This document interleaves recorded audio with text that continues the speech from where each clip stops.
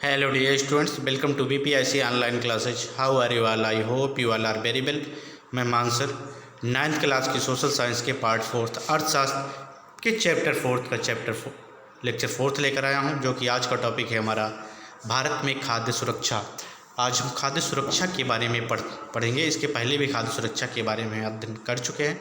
तो भारत में 1970 के दशक के प्रारंभ में 1970 के दशक के प्रारंभ में हरित क्रांति के आने के बाद से मौसम की विपरीत दशाओं के बावजूद देश में अकाल नहीं पड़ा है। 1970 यहाँ पे चर्चा की गई 1970 की, लेकिन जो हरित क्रांति भारत में हरित क्रांति लागू की जाती है 1966 और 67 के वर्ष में हरित क्रांति का प्रारंभ होता है, जो कि 1965 में भारत और चीन का युद्ध होता है। भारत चीन के युद्ध के बाद भारत की अर्थव्यवस्था खराब हो जाती है। अर्थव्यवस्था को सुधारने के लिए भारतीय सरकार ने किसानों को फ्री में गेहूं का बीज दिया और गेहूं के बीज देने के साथ साथ किसानों को उत्साहित किया कि आप अधिक से अधिक गेहूं की खेती करिए, अधिक से अधिक गेहूं की खेती करिए और अधिक से अधिक गेहूं का उत्पादन हो, जिससे भारत की अर्थव्यवस्था में सुधार हो।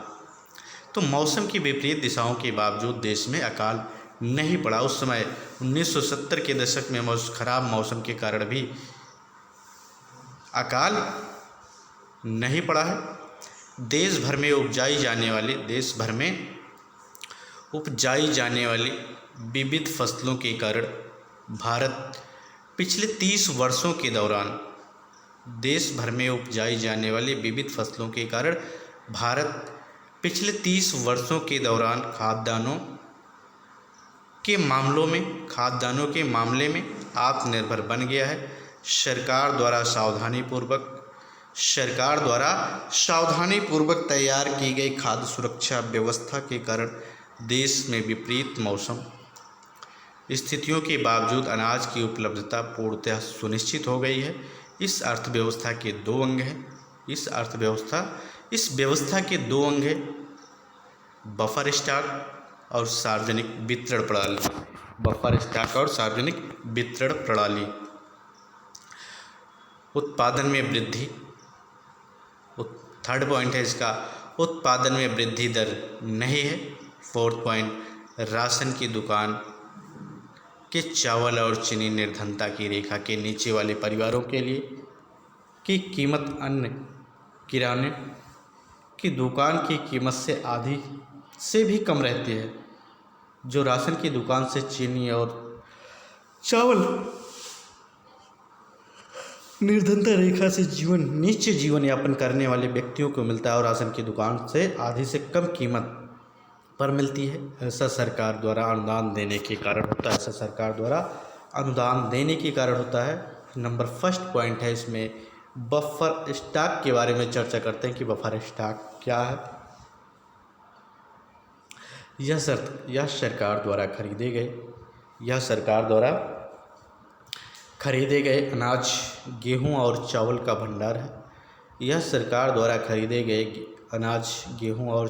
भंडार है। भारतीय खाद्य निगम के माध्यम से सरकार उन राज्यों के किसानों से गेहूं और चावल को खरीद लेती है। भारतीय खाद्य निगम के माध्यम से सरकार उन राज्यों के किसानों से गेहूं और चावल को खरीद लेती है जहां अधिशेष उत्पादन होता है। किसानों को उनकी फसलों के लिए न्यूनतम समर्थन मूल्य का भुगतान किया जाता है। इन फसलों के उत्पादन को प्रोत्साहन देने के उद्देश्य से बुआई के मौसम में पहले सरकार न्यूनतम समर्थित मूल्य की घोषणा करती है। खरीदा हुआ खाद्यान्न भंडार गृह में रखा जाता है। यहाँ कहने का मतलब, बफर स्टॉक का मतलब है, जैसे फसलों का उत्पादन हो जाता है, फसलों का उत्पादन अधिक होता है तो सरकार उन फसलों को खरीद करके भारतीय खाद्य निगम के माध्यम से सरकार उन राज्यों के किसानों से गेहूं और चावल को खरीद लेती है जहां अधिशेष उत्पादन होता है, जहां कम उत्पादन होता है। किसानों को उनकी फसलों के लिए न्यूनतम समर्थन मूल्य का भुगतान किया जाता है न्यूनतम समर्थन मूल्य पर किसानों से अनाज को खरीद लिया जाता है। और जिस राज्य में बफर स्टॉक कम होता है, खरीद करके सरकार अपने पास रख लेती है। जिस राज्य में बफर स्टॉक कम होता है उस राज्य को वहाँ से सप्लाई भेज कर दिया जाता है, अर्थात भेज दिया जाता है। इन फसलों को उत्पादन प्रोत्साहन देने के उद्देश्य से बुआई के मौसम से पहले सरकार न्यूनतम समर्थित मूल्य की घोषणा करती है। खरीदा हुआ खाद्यान्न भंडार गृह में बफर स्टॉक के रूप में रखा जाता है। इस स्टॉक का देश के उन क्षेत्रों में वितरित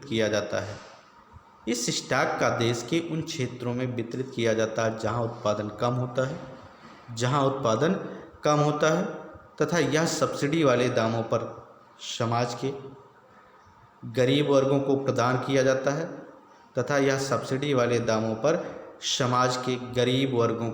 किया जाता है। बफर स्टॉक एक आपदा या प्रतिकूल मौसम की स्थिति में भोजन की कमी की समस्या को हल करने में सहायता करता है। इसके बाद सार्वजनिक वितरण प्रणाली है। सार्वजनिक वितरण प्रणाली के बारे में हम चर्चा करते हैं।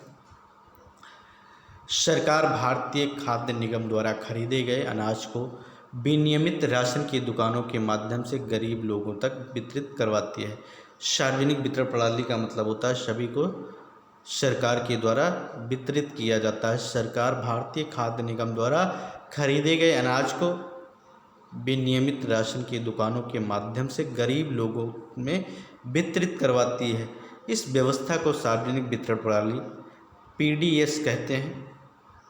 देश भर में लगभग 5.5 लाख राशन की सरकारी दुकानें कार्यरत हैं। इन्हें उचित दर वाली दुकानें कहा जाता है। इन दुकानों पर चीनी, खाद्यान्न एवं मिट्टी के तेल का भंडार रखा जाता है। राशन कार्ड की सहायता से कोई भी परिवार प्रति माह इनकी एक अनुबंधित मात्रा जैसे 35 किलोग्राम अनाज, 5 लीटर मिट्टी का तेल, 5 किलोग्राम चीनी निकटवर्ती राशन की दुकान से खरीद सकता है। राशन कार्ड 3 प्रकार के होते हैं। निर्धनों के लिए, निर्धन लोगों के लिए अंत्योदय कार्ड। सेकेंड पॉइंट, निर्धनता रेखा के नीचे के लोगों के लिए BPL कार्ड। तीसरा प्रकार है अन्य लोगों के लिए BPL कार्ड।